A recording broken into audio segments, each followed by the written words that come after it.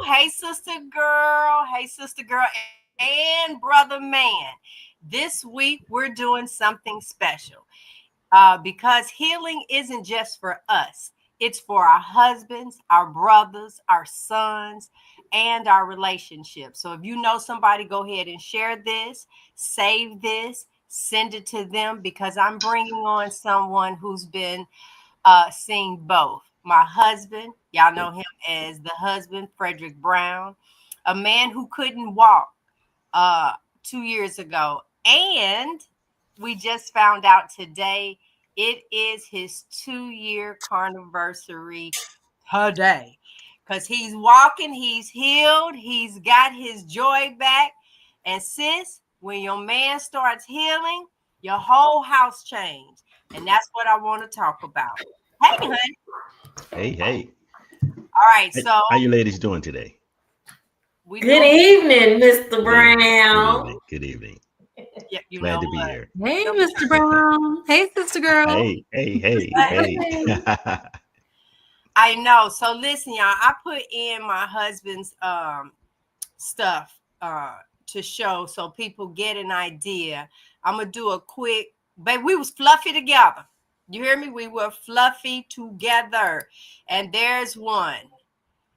You can see that's the different one of us. Hold on, I think there's another one up in here.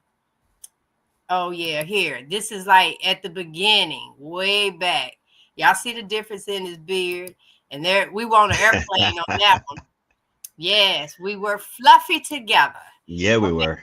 Yeah. So let me just I want you to kind of go back with the audience. Frederick, we did a Hey Brother Man last quarter. He was part of the audience along with Mr. Davis, Mr. Sam Davis. He was part of the audience as well, not the audience, on the panel. And you shared some things then that were eye-opening even for me. And so tonight, I want to talk about what was your health like before Carnivore? Wow. All I can say is pain.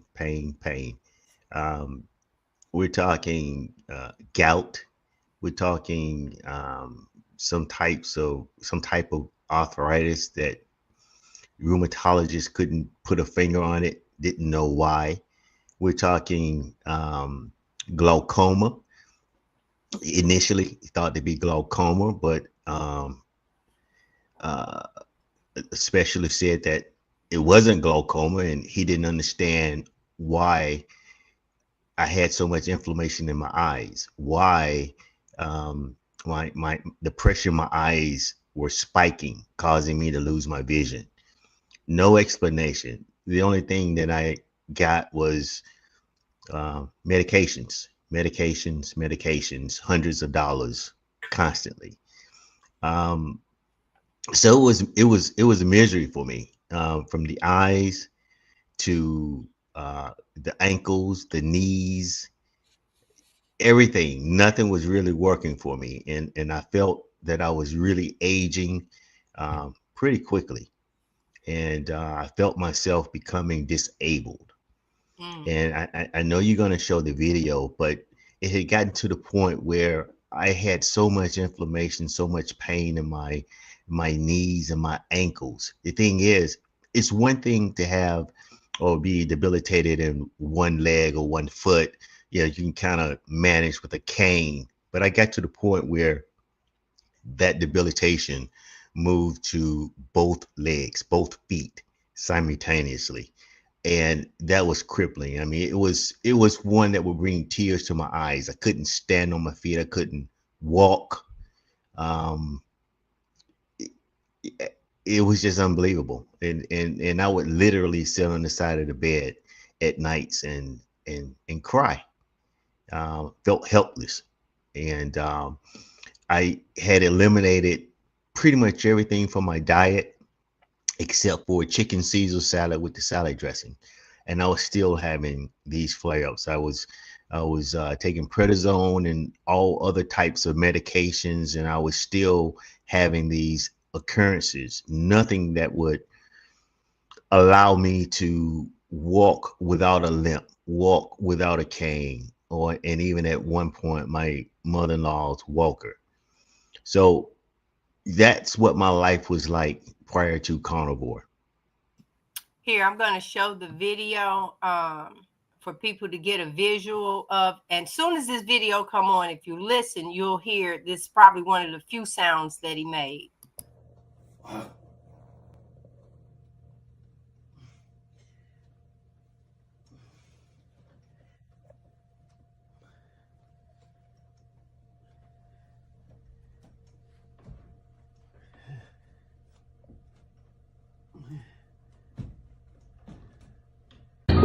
A man barely alive. I was in the backyard running less than 3 weeks later. Yeah, so we didn't hear you. It had muted you, but I kind of heard you. I think you were trying to talk about it. So what were you saying while it was playing? Well, you saw me kind of pushing with my left foot. Both ankles were really, really hurting, and I was pushing with one and trying to hold myself up at the same time, and I was grunting, trying to get to the bathroom. And what you saw in our bathroom, what you saw is me trying to get to that first door. Now the water closet actually has another door, so once I got to the first door, I still had to get to another door, right?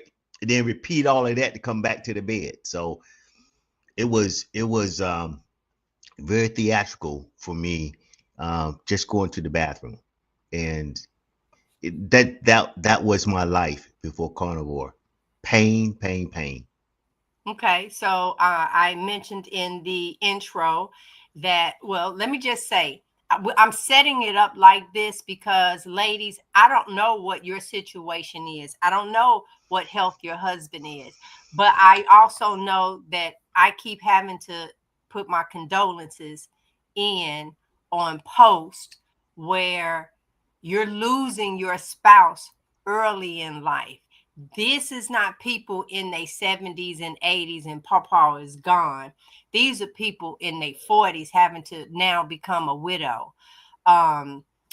These are people in their in their 30s that I know, because I told y'all Danielle left here. She was married.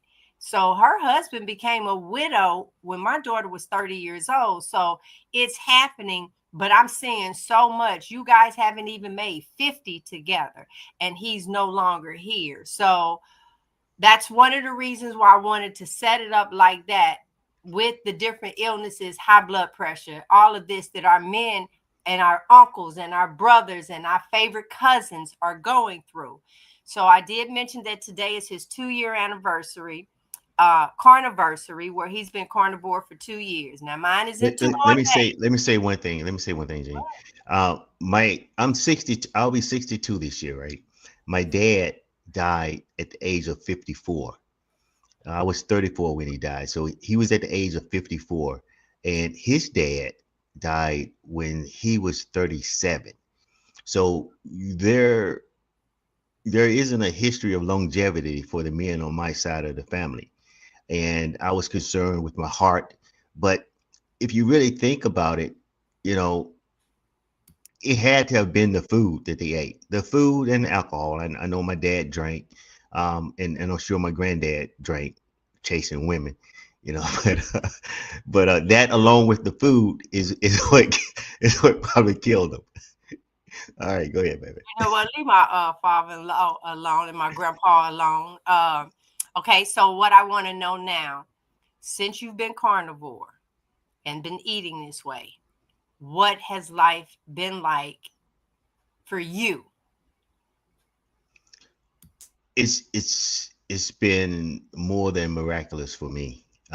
Healing, that there's so much power in it. You know, I often think about the drug addiction I had. I used to say I only had one drug addiction, and that was chapstick. But no, actually I had two. Not only the chapstick, but sugar. That was a big drug for me. Everything that I ate. I mean, from drinking the sodas, drinking the sweet teas, from eating, you know, watermelons, just everything that I consumed had sugar. And that's not even counting the carbs that converted to sugar. That's just straight sugar that I'm talking about. So my life has really changed. I no longer eat those foods. I haven't had bread in 2 years since I've been carnivore. I have snuck a piece of watermelon here or there. So, I'm going to be transparent. It hasn't been, I'm not going to sit here before you and say I've been strict carnivore for 2 years and haven't slipped. A lot of people slip, but it hasn't been much. Um, but for the most part, my life now is so much better.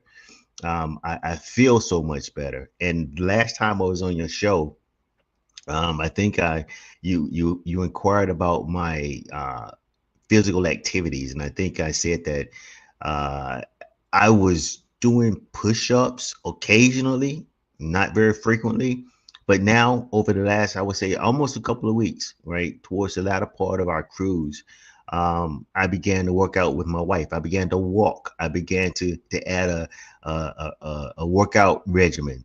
I started doing hits, high intensity interval training, and Planking. planking, yeah, centered around planking, doing a lot of planking. So I'm seeing and feeling differently, so much better, so much stronger. Um, it's just wonderful. And my relationship with my wife, it's grown tremendously. I think that's one of the things that really helps our household is that both of us are doing this. It's not just one. So we have each other to lean on. We have each other for support. And I know we know people that are doing this, and you don't have that two member support, and it can be a little difficult. I understand that, but I'm blessed that in this household we're doing this together. So it's been a joy for me. One of the things I wanted to add, and there might be some people in the audience feel the exact same way. Uh, I love through my food. Um, when you truly enjoy to cook, I was the one I wanted to do pretty much everything for Thanksgiving because it was joy in making it from scratch. And I sit and I think during that time, because you weren't a big cake eater every now and then, but sweet potato pies you liked, and you really favored your mother's sweet potato pie. So I went to your mama and I said, "How you making your pie? Because my man ain't finna like your pie more than he like my pie." And she started laughing, and I'm like, "But I'm for real." So I brought her to the house. Now here you make the sweet potato, and I stood there and I watched her. I watched her because that's how that's what he liked, and I knew that he loved him some sweet tea. And y'all, I can cook some tea. I'm just telling you right now, I can cook a pot of tea and make that picture. And now that I think back, knowing that you were only to have a teaspoon of sugar, and Lord knows I loaded that the tea was very potent. Let's put it like that. Delicious. Yes, it was. You knew you were drinking sweet tea. You ain't what the no, it wasn't sugar water. Even though there was a lot of sugar in it. But I just think about the times where, I'm thinking I'm doing something special because a woman ran it. I was in the grocery store, and I'm gonna be honest, this was a few years back. And I was looking for some instant mashed potatoes because it was like I can make some so much easier with some boiling water. And she said, "Honey, are you married?" I said, "Yes, ma'am." She said, "Put that box down. Go over there and get that man some real potatoes." And ever since that woman dropped that in my spirit, he had real potatoes. So I'm peeling it. I'm making my mashed potatoes. I'm doing my pork chops, and I love me some gravy. And so I'm feeling that I am showing him love through my cooking. No, all of those illnesses and everything came from the food that we ate. The flour. I tell people when you were a kid, flour and water made the paper mache. And you made the cute little elephant. At least that's what I did. And you had that and you were making these different things. Well, the same flour and water that made the paper mache is the same flour and water that you put in a cake, that you put in the pie crust, that you put in these different things. And it's like, it's doing the same thing inside of your body. So where we were doing this act of love, we're actually harming both bodies. Yep. And I know I felt like I'm big, So what I'm finna say about you being big, and then the thought of what we had to do to not be big, that was just too much. And don't forget about the gallbladder. You know, I would try to eat fat, and you're like, don't eat that. You know, don't eat that skin. Don't eat that. Eat this. You know, you're the one that caused me to lose my gallbladder. You know what? Because I've so what we're talking about now, I had it before I was with you. you know what? So this is it. Your gallbladder is designed for fat and red meat, your meats, right? The bile in it does that. Well, I'm cutting out the fat, I'm cutting out the red meat and all these other things, and you're putting the flour in water and making glue, and the bile doesn't come out of the gallbladder. It turns into sludge, and next thing you know, it's infected and needs to come out. And so I know that when I went vegan and there was no meat in the house, we're not doing it. Oh my God, this thing, all of that he had to go through, and he ended up losing his gallbladder. Let me ask this, and then I'll move on to my part. What do you feel has really healed between you and I since we've been both carnivore? Wow, so much. I think the thing that is the most for me would be our relationship. I think we both have a clearer sense, um, uh, a stronger passion and drive for one another, and it's like I have a new wife now. So I'm excited. There's a level of excitement for me after 20 years of marriage, being 61 years old, that I never thought I know that I didn't even feel when I was in my 20s and 30s. So it's a much better life for me, relationship wise, with you, and that's the most for me. I had to unmute myself because I was getting ready to start talking. And I was I gonna say, feel, that's the right answer, Frederick. That's the right answer, sir. yes. But Yeah. I'm going to add, like, while healing our bodies, something else was happening with us as well. Our marriage was healing. Things that over the last couple of years that I've laughed and joked about, just talking about our intimacy. Uh, Look how we can actually come together now and not just like, oh, and tapping out and the struggles that, that we had because we were big. There was some struggles. Um, Years of emotional weight. I'll say it again. How do you turn around and want someone to lose? So I think that all of a sudden you start finding happiness together in y'all fatness. Um, and then one person start feeling some kind of way because they sick and tired of being big, and he and I will start something, and then all of a sudden he lost weight much faster than I did. And it's like, you done lost 20 pounds. I done barely got off 8. I don't want to do this anymore. And then it's that battle. It's the food all along. It is the food. Is there anything else, honey, that you want to add before we move on? Uh, no. Other than I really enjoy you guys' show. I think you do a tremendous job, and you know, if you really talking to the audience, if you really haven't watched them, please stay tuned and go back and look at some of the other shows. There's a lot of good information, and I just appreciate what you guys do, and thank you for having me on the show. Oh, you so Thank sweet. you, Frederick. I'm Yeah. swapping you out now because I want to go on to some more talking points. I know for him and I, we go ahead and mute yourself, honey. Yeah. For him and I, one of the things he alluded to was saying, like, on the things changed on this last cruise, and I just wanted to talk about that a little bit. I'm one that I like to connect my past. I believe that my current behavior, that something is reminding me of what triggered me in the past, and you keep acting in it. And My husband, on the other hand, he's one, it doesn't matter what happened in the past. I'm moving forward. I'm trying to make a better life. I'm trying to do these different things. I acknowledge all that other stuff. I'm not getting ready to let that hurt me. Um, just keep moving forward, G. And I'm saying to him, but it seems like we keep making, like, we're arguing and having a disagreement over the same stuff.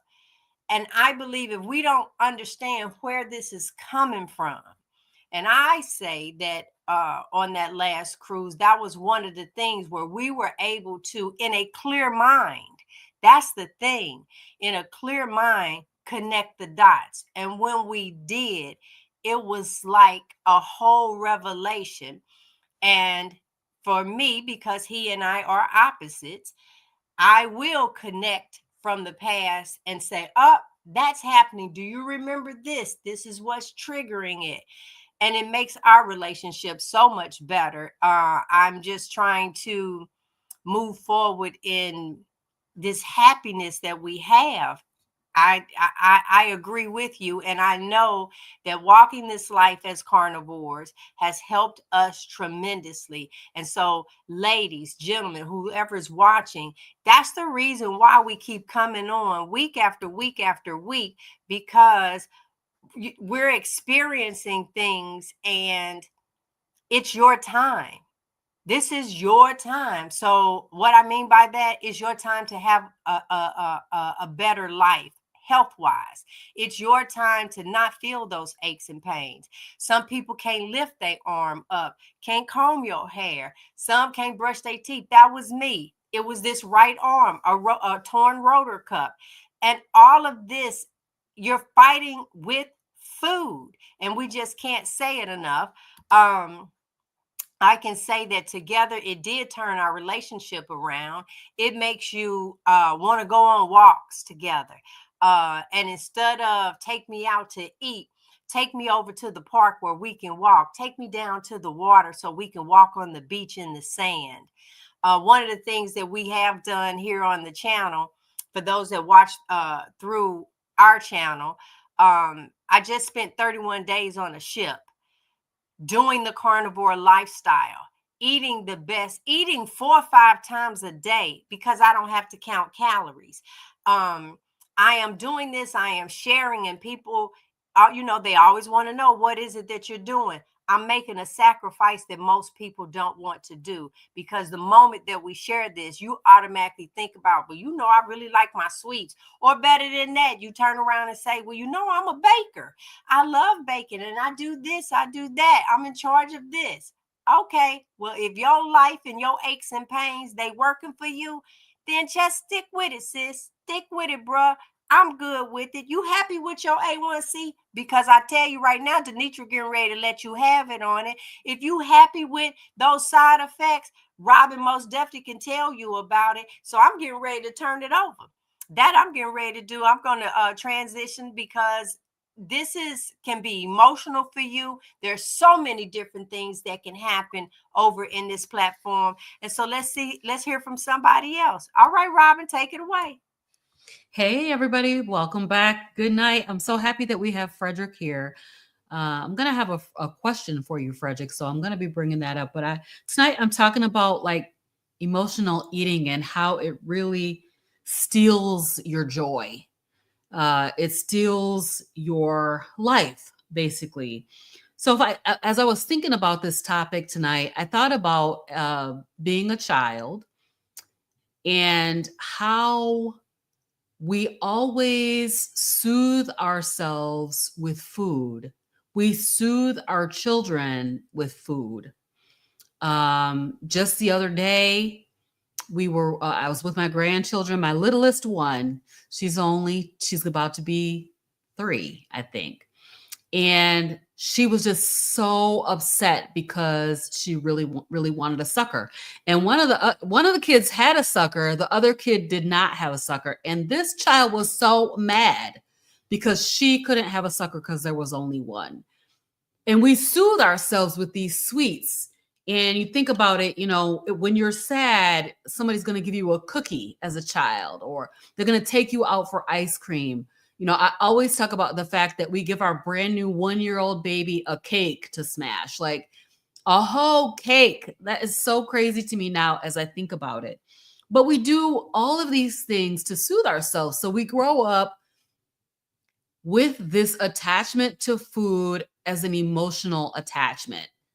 And so the cravings that I was having were attached to feelings. My main feeling, the primary feeling that I have felt most of my life has been fear. And that is just being super, super transparent. I've been afraid of everything. And so when I was afraid or anxious or happy or sad, it didn't matter. I would always turn to food. I was actually talking to my husband about this, and this is where I'm getting to my question for Frederick, because I was thinking, what is it? What is that emotional attachment? Even today, I overate because it has to do with the emotional attachments to the food. So he was talking about crunchy food, and I know my husband loves to crunch. He's like a crunch person. He will snap those chips. He's snapping them with his teeth. And it gives some sort of satisfaction. I hope he's okay with me talking about this. But it gives some kind of satisfaction. And I just wonder, Frederick, like from a male perspective, are you guys dealing with this emotional piece? The emotional, women are just, I'm a woman, so I'm actually going to understand it from a woman's perspective that I am living or have been living my life out of a place of an emotional attachment to food. So I wanted to just ask this question to Frederick and see if you guys are dealing with the same thing. Well, based on what you said, and I can see that we probably are, but I don't think most men ever make that connection. You know, our eating habits, like your husband said, he likes to crunch. I mean, I do that when I drive a lot. I want to eat to stay awake. So I'm eating subconsciously to do something or fill some void. And it may be emotional, but I've never really made that connection. Yeah.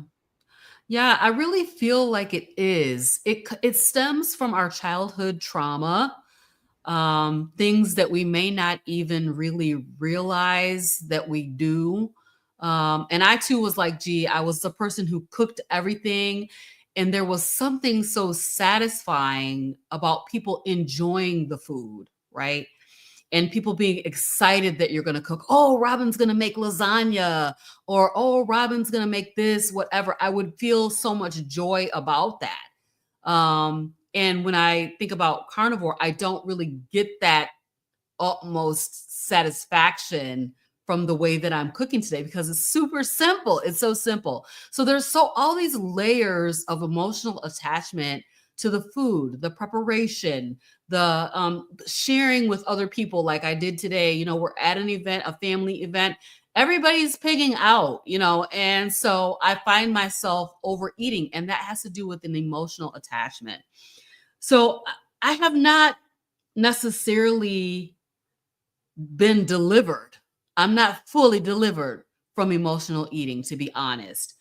But what I have found is that there are things that help with this.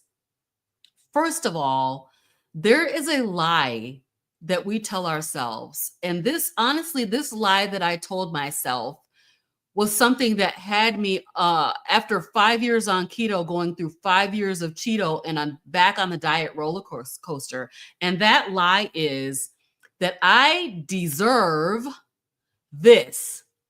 I deserve to eat sweet corn because it's summer. I deserve this sweet thing because it's going to make me feel better. This is a lie. You're just getting on down a slippery slope, and allowing those emotions to control you. So there are certain things that have helped me with this. One of the things is really this, that I have really connected the word. And, if you know me, you know that I'm a God girl. I'm a church girl. And so connecting that word on a daily basis to the lifestyle changes that I have made that are causing my body to heal themselves. And I know that God, in his infinite perfection, he wants me to live the abundant, happy, and healthy life that he has promised. When I say happy, maybe not necessarily happy, but satisfied life that he promised, the abundant life. So, the scripture says the word is a lamp to my feet and a light to my path. And I'm finding that every day when I can find that light regarding my choices, my food choices, my way of eating, and living this sugar-free lifestyle, fully, sugar-free lifestyle, that the emotions of it become less. I don't need to deal so much with the emotional aspect. And so the truth of it is that this sugar is killing us, right? We're emotionally attached to foods that do not serve us and that are literally causing our cells to break down inside of our bodies. And I loved it. What DeNitra said when she was here was that we are presenting, we're supposed to be presenting our body as a holy sacrifice to the Lord. We're presenting a decaying, corroded body because we're just overloaded with sugar. And so, so that's the truth of it. And so the truth, when you know the truth will make you free. And so being free in your mind about it is helpful to deal with the emotions of it, because there's always going to be those emotions. And especially things stemming from childhood that you don't even know. Sometimes this thing just rises up in you because it's something that's coming from your growing up. I was actually with my dad and my stepmom yesterday, and I was talking to them about, living a sugar-free lifestyle, becoming a carnivore, doing a carnivore diet. And my stepmom told me, but sugar is good for my body.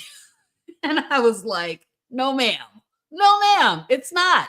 It's a lie. It's just a lie. And then the sugar is in so many things. We were talking about the difference between high fat and low fat. And like when you see something that says light on the label, you can guarantee that they have added sugar to that to make it taste like something. Because when they took the fat out, they had to add something to make it palatable. So these are the lies that we have been telling ourselves. So we desire these crunchy things, and it gives us emotional satisfaction. It feels good to eat some of these things, but they are not serving your body. So, I'm trying to let go of that. I'm trying to, first of all, be observant. As, G and Frederick were talking about, they're observing not only their bodies, but their relationship together and their relationship with food. This is the mental clarity that comes along with eliminating sugar from your way of eating. That mental clarity is likely not going to happen unless you clear that stuff out, clear the cobwebs out, so that you can actually observe what's happening in your body without having those driving urges that force you to go and do something that you don't really want to or need to do. So that's the emotional piece of it.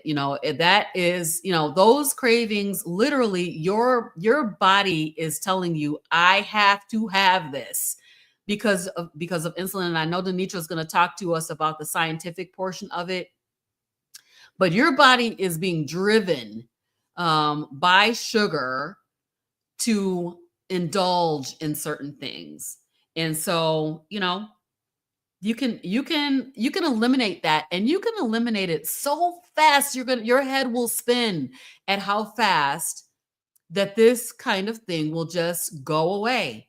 I mean, I'm working with about 5 or 6 new people right now who have just started carnivore, and they're amazed at how fast the mental clarity, not only the mental clarity, but also that hunger and cravings is just eliminated.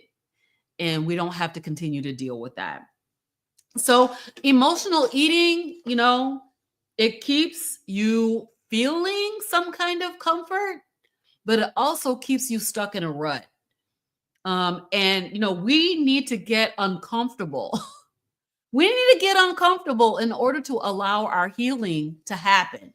And so I really, in my life, my desire is to be healed. I don't want to be on medications. I don't want to be struggling with all this mental health issue.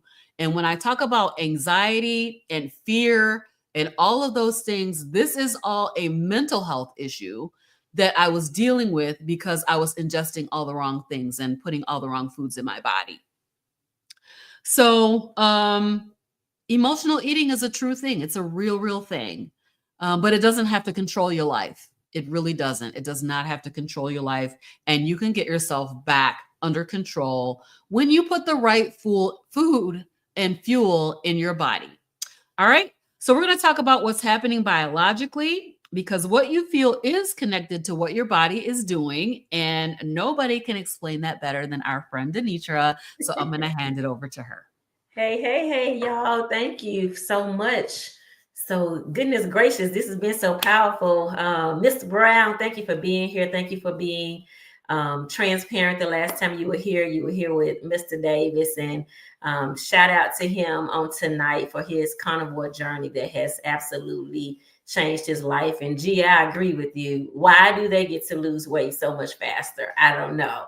I often say we were like in a certain range at the same time. And I looked up and he was 30 pounds gone. I'm like, something ain't fair about this. But he's doing a tremendous job on his journey. As we're talking about men tonight, an amazing job on his journey. He's we call him the skinny guy now. He's unrecognizable to people who haven't seen him in a long time. And so he appreciates his carnivore. He was just fixing what we call a pizza casserole. People think you can't eat pizza and that you need to be deprived on carnivore, and you don't. So we eat pizza. We just don't eat the crust. As you said, G, that's the paper mache part of the pizza. It's the water in the flour. So skip that and you can have all the pizza you want because the toppings are pretty much low carb. So my task tonight is to talk about how all of this comes together and how we kind of bag it up with a little science, because when we come here, we're sharing with you our lived experiences. But what we've all found is that those lived experiences are rooted in science. We're not just here making it up. So tonight, my goal is to have us think about two hormones.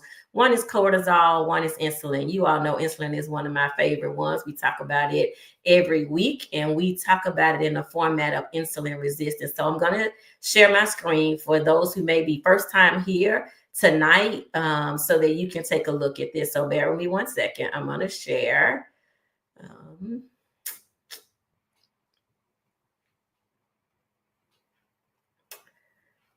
So when we think about this whole idea of insulin resistance and what Mr. Brown is sharing, what G is sharing, what Robyn is sharing, what I'm sharing, is that we all have fallen into a place of insulin resistance. What does that mean? We are metabolically dysfunction because we are overeating carbohydrates. And remember, carbohydrates is a fancy name for sugar. And so you keep hearing us say sugar. Some people differentiate between the sweet sugar you eat and the plant sugar you eat and the ultra processed sugar you eat. I'm saying to you tonight that all of them are carbohydrates. It's a saccharide, and saccharide means sugar. That's straight science. It has nothing to do with us or our experience. That is the science. What I want to drive us to is understanding what's happening when your body is insulin resistant and why you end up with these things that are labeled the circle of hearts, whether it is blood sugar, whether it is low HDL, autoimmune, whether it's high blood pressure. Many times I hear, high blood pressure. My doctor has me on 2 pills and told me to get off salt and get off sugar.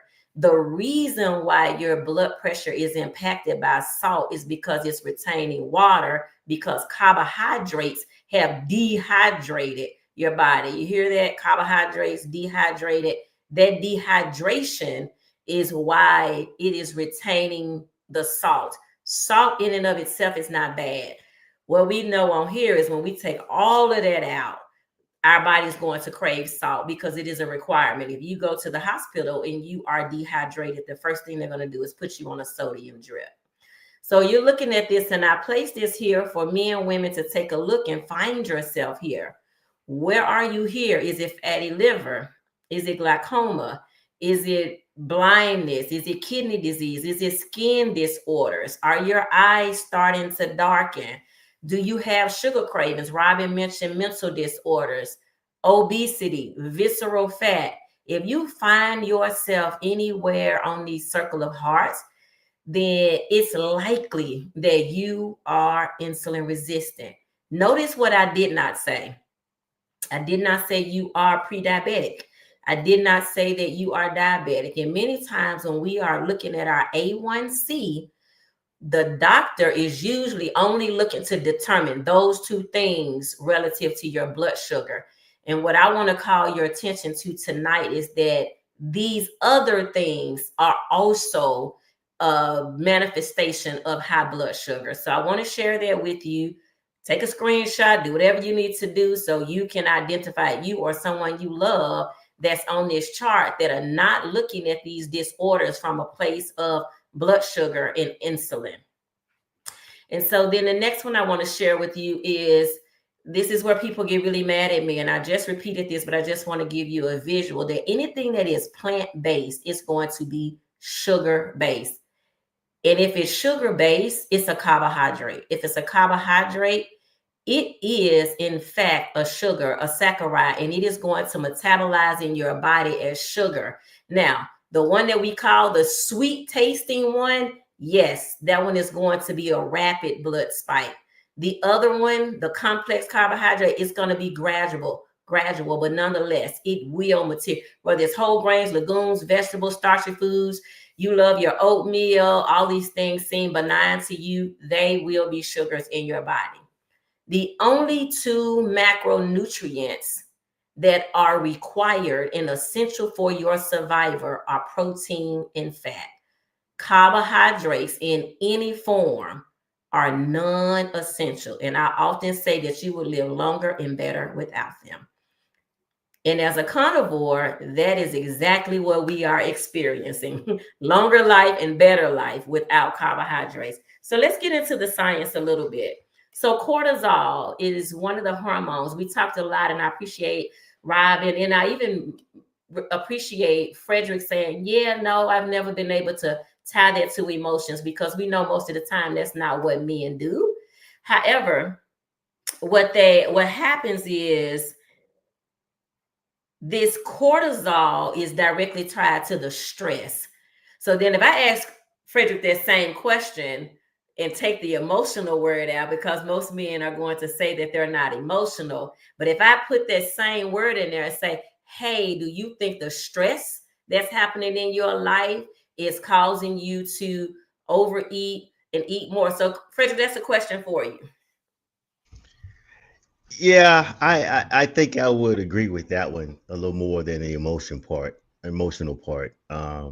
Stress, high stress. I have been in high stress situations, and like, say the heck with it. I'm just gonna do it. Just give it to me and don't worry about it. So yeah, I would agree. Stress would be the main reason for men.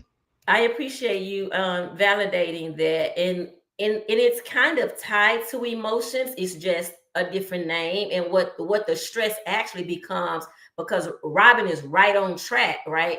What it really does is those emotions are suppressed, and so because they are suppressed, they become stress. That was a rhyme. Hold up, y'all get that? Write that down. Stress, suppressed. Did y'all catch that? I got a little rapper in me. All right. So with that being said, when you have high cortisol, then your blood sugar rises. So even if it's not totally tied to an emotional thing, but when you are eating thing, just the fact that your cortisol is running high because of a stressful situation, then your blood sugar is going to spike. When blood sugar spikes, we know now that that's high insulin. That high insulin is going to cause inflammation. It's going to cause the fat storage. It's going to cause the cravings. It's going to cause fatigue. So many of our men are walking around in these high stress situations, and they're finding that that is causing stress to their body and causing this inflammation, right? Because blood sugar is rising. Here's what we must know is when blood sugar is high in the blood, and when insulin is high in the blood, we will not release the inflammation that's on our body. It will only go into storage mode. All right. So cortisol is an anti-muscle. It's anti-testosterone. Let me say that just a little bit louder for the men in the back and the men in the replay. Yes, when cortisol is high, it is anti-testosterone and it is pro-fat gain. What's happening in your body is that you are having a fight or flight mode, and you cannot repair in that state. Now, insulin, I've talked about what insulin resistance is. The job of insulin in your body is to shuttle sugar out of the bloodstream. That is the job of it. It is so when you have constant cortisol, constant insulin, constant fat gain, especially belly fat, then insulin is all over the place. So now insulin resistance looks like mood swings, erectile dysfunction, low energy, poor sleep. Men, you don't need more motivation. You need a metabolic restoration. And kudos to Frederick for being here, being present and sharing that. Kudos for Sam being here and on the same journey. And even Robyn's husband on a journey, the people in her area on a journey to try to change what's happening in their body. So let's look at some of the physical conditions that happen. Belly fat, erectile dysfunction, joint pain. Frederick mentioned that. Poor sleep. What's happening mentally is brain fog, anger, or shutdown. So men are coming home. They don't want to talk. They don't want to engage with you. That's the high cortisol talking, right? And then when you talk about depression and then that low self-worth, right? It happens to men, although they're not maybe saying it out loud. And what does it look like relationally? It looks like withdrawal from intimacy, lack of patience with spouse and kids, emotional coldness, avoidance of conversations. So these are the things that we see happening in relationship, and not just marital, right? We're talking and thankful for the growth in this marriage where they're being transparent and putting it all out for us and how this food has impacted it. But in any relationship, a brother, sister, a friend to friend, you better check your sugar. I know for me and Sam, there have been times where we got along better over a donut or a cookie only to crash later, right? And so that just speaks to this brain clarity. If you are on a sugar high, your brain fog is happening, there's no way you're going to be able to get along with someone. Okay. So when you talk about how all of that works is there's not a way as a man that you will be able to leave from a depleted body. Robyn mentioned a moment ago about us presenting decaying bodies. You all, when you see this darkening in your body, because it's one of the first signs of insulin resistance, and it starts in the eyes. So Frederick, thank you for mentioning glaucoma, because it starts in your eyes. You have this dark ring around your eyes that look like a raccoon, basically. And you keep blaming it on sleep. And it probably is sleep, because guess what? When you're eating all these carbohydrates, you're not sleeping well. You're not getting good sleep. And so you have this manifestation in the darkness around your eyes, the darkness around your neck, the dryness even in your ears, in the back of your ears. All of that is a sign of insulin resistance. It is an over consumption of carbohydrates, right? And so the idea here is to, yes, minimize your stress. But guess what? When you change what you eat and you remove these sugars from your diet, guess what? Your brain is going to be better functioning to be able to manage stress. So it helps you manage stress better. And let's just talk about the belly. So this belly, it's not just a belly, it's a hormonal store. It's something happening in the hormones, right? So this visceral fat around your organs, That's where it starts first. Before you get the pudge out, it started taking over your organs first. Is a sign of insulin resistance and cortisol overload. Visceral fat releases its own inflammatory hormones, keeping the cycle going. So how do we fix all of that? And we've already heard from the Browns how they fixed it is carnivore, right? So we label this thing carnivore. And sometimes the word carnivore is like, oh no, I just can't eat all of that meat. That's what I hear often. That's all you eat is meat. And I'm like, yes, gladly and proudly. But essentially what you're actually doing is removing carbohydrates from your diet. Remember, they are non-essential to your diet. So you've taken those things out, and now we label you a carnivore. But really what you are is a non-carbohydrate. If that makes you feel better, use non-carbohydrate. What we're saying is that all of that sugar I was with some people yesterday. My friend was drinking a drink, and I was explaining to him that that's 11 teaspoons of sugar. Come on, let's go in the kitchen and just pour you out 11 teaspoons of sugar and let's drink that. Let's go ahead and just have that, because it's essentially the same thing. So we're not asking for something weird here. That's not what we're doing. What we're saying is that carbohydrates are causing you to crack. They are not your friend. They are not your buddy. They are stealing your life. You are walking dead, basically. You're walking, you're alive, but your body is dying on sugar. And sugar is the same as carbohydrates. So what do?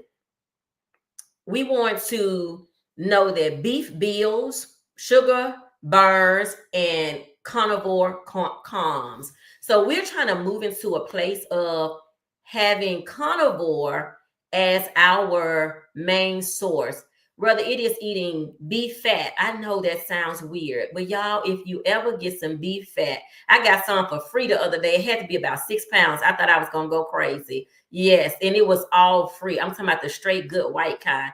And guess what? Today I made chicken wings, listening to G, in my beef fat. Man, I have not been able to stop going in the kitchen. Okay? 3 things I want to share. Example 1 is an emotional shutdown at home looks like this. A husband avoids his family. He's not cold. He's exhausted. His insulin is high. Cortisol is higher, and he's running on fumes. Carnivore can give him energy, and then he can be better. Example number 2, he's an angry boss. The man who's snapping at coworkers. That's not personality. It's low testosterone and blood sugar swings from a breakfast of oat, fruit juice, and coffee. He needs fat, not flavorless carbs. And the last one is the overweight father. Dad's eating healthy, granola, and still gaining weight. His body is inflamed. He thinks it's aging. It's addiction to glucose dressed as wellness. Swap the snacks for steak and watch him change. Ladies, you want your man to be better in all areas. Stop forcing him. Baby, you need to eat your vegetables. Baby, you need to eat your salad. Quit forcing him to do that and allow him to have a steak. Now, don't y'all get mad at me, but this is what I'm going to say. Meat needs meat, and I'm going to turn it back to the panel. I'm done.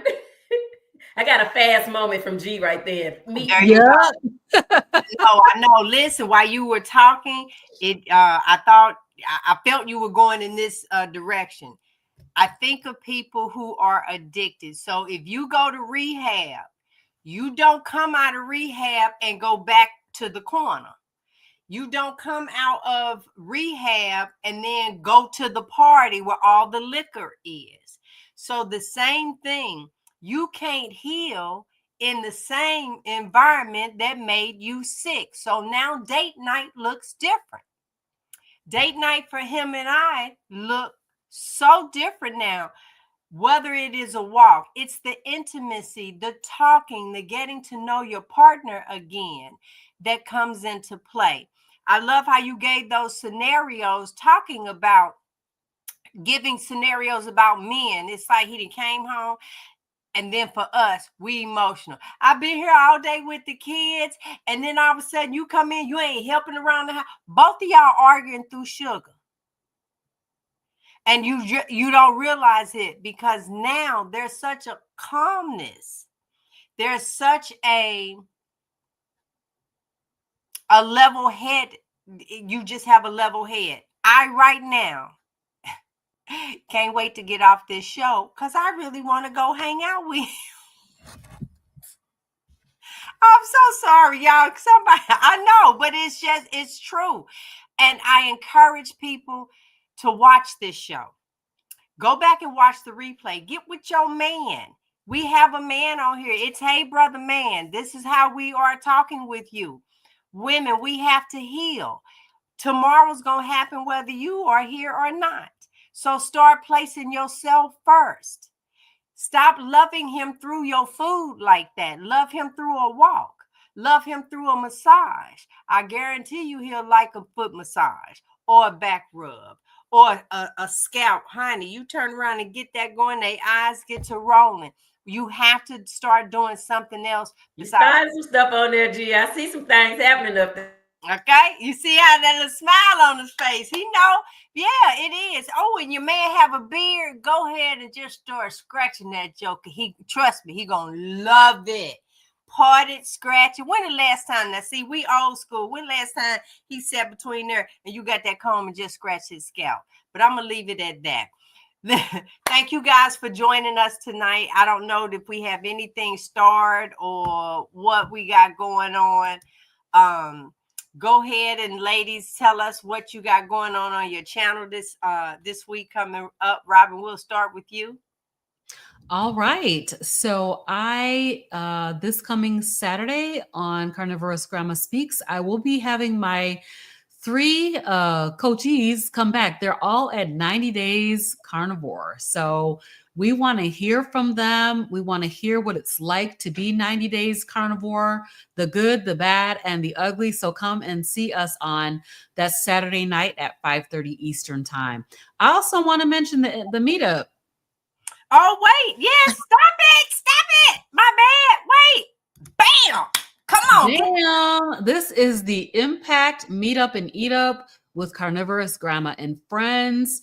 It's going to be August 30th at 12 to 4 Eastern time. Registration is $25. You guys, it's going to be some good food at this event. I promise you, you're going to have an amazing, clean, sugar-free meal from Uncle Mike's Smoked Meats. My son, the Nubian brand, is going to be spinning the tunes for us.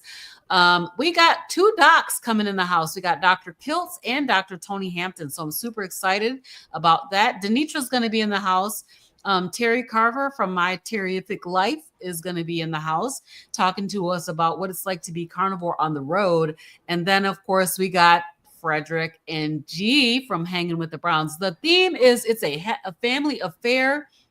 It's going to be right here in Michigan. Go ahead and scan that QR code and get your tickets. We do have an after party. So this is going to be like, after the party is over, what do the family do, right? We're going to have some dancing. We're going to play some cards. We're going to play some dominoes. We're going to have us a good time. So come on out and join us. Okay. So where the fans at? Exactly. So if you got a fan, bring your fan because we're going to be popping them and we're going to be learning the boots on the ground. So I'm very, very excited. And I really hope to see you here in Michigan for the Impact Meetup. Thank you. Got my ticket already. Yes. All right, DeNitra. Absolutely. So the reason why we're going to be able to have an after party from a carnivore meal is because we will not have a brain fog. We will be energized. We won't have what I call the itis. So therefore we can keep hanging and we can keep going. So I'm looking forward to being there, Robyn. So for me, I do want to say happy Memorial Day. We realize today is Memorial Day to all of those that have served. Shout out to my family members, including my father, who is a veteran, on tonight. For me, I just need you to mark your calendars for June the 7th, Saturday, June the 7th.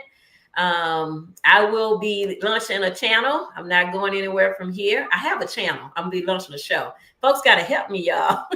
I'm still learning. But I will be doing a show on June the 7th at 3:30 Central Time. And so I'm just trying to say it out loud for me and y'all to hold me accountable that I get it done, because I've been putting it off and putting it off and putting it off. But now it's the time. June the 7th is a very special day. And if you come that day, you'll be able to learn why. So that's what's happening with me. And I appreciate tonight and being able to share with you all. Give no carbohydrates a try. That's it. That's it. We are out.